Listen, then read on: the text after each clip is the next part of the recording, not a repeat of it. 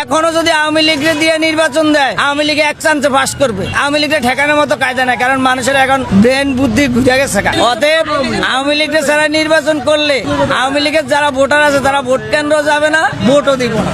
যেটা ৭১ দেশ স্বাধীন হয়েছে, এই দেশের সকল মানুষের অংশগ্রহণে এই দেশ স্বাধীন হয়েছে, ওইটাকে স্বাধীনতা বলে। এটাকে স্বাধীনতা বলে না, এটাকে বলা হয় এটা হলো স্বার্থ উদ্ধার করেন না স্বাধীনতা। এই দেশের মানুষের লামাই দিয়া এখন কিছু লোক এই যে স্বার্থ উদ্ধার করে লুটতরাজ করে খাইতেছে নিতেছে, তাহলে এটা হলো স্বার্থবাদী উদ্ধার করেন না এই স্বাধীনতা।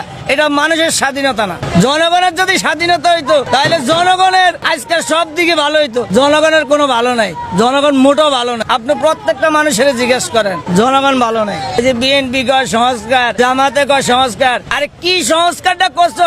এটা সাইনবোর্ডের ভিতরে ওই পোস্টারের ভিতরে লেখা এরপরে জায়গা জায়গা লাগাই দে, মানুষের এত লিফলেট দে, তাহলে সাধারণ জনগণ বুঝবো যে আপনাদের লাগে এই সংস্কারটা আমরা করতে। সংস্কার তো আমাদের লাগে না, সংস্কার হয়েছে তারা এই যে মনে করেন দেশে এই যে নৈরাজ্য করে মনে করেন আওয়ামী লীগকে খেদাইছে, তাকে ফিট বাঁচানোর লেগা এই যে দুর্নীতি করছে এই ১২-১৩ মাসে, তাকে এই ফিট বাঁচানোর লেগা এই এখন সংস্কার চায়। এটা আসলে